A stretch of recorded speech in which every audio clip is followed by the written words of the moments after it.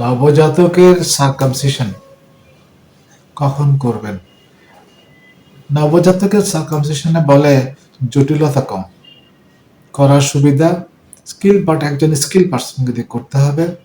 সুবিধাগুলো কি কি কি কি অসুবিধা? ইউরিনারি ট্র্যাক্ট ইনফেকশন ফিউচার কম হবে, এবং কিছু পরবর্তীতে কিছু যে সেক্সুয়ালি ট্রান্সমিটেড ডিজিজ, যৌনাদের পথে যেভাবে হয় অসুখগুলি ছড়ায়, যেমন হার্পিস সিমপ্লেক্স ভাইরাস, সিফিলিস একসময় প্রচুর ছিল, অ্যান্ড এইচআইভি, প্যানাল ক্যান্সারও ওদের কম হয়।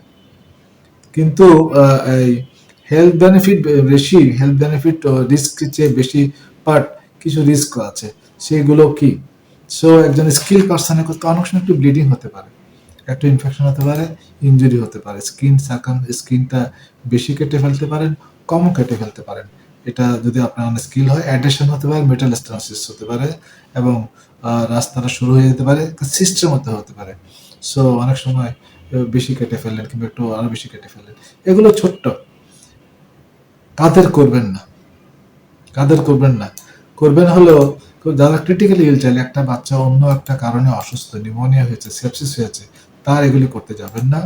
এবং তার ব্লাড ডিসক্রেসি আছে, অর্থাৎ তার রক্তে যে এলিমেন্টগুলি থাকা দরকার জমাট বাঁধার, বিশেষ করে এগুলো যদি ডিফেক্টিভ থাকে, কম থাকে, কিংবা নর্মাল না থাকে, এটা করতে যাওয়া ঠিক হবে না।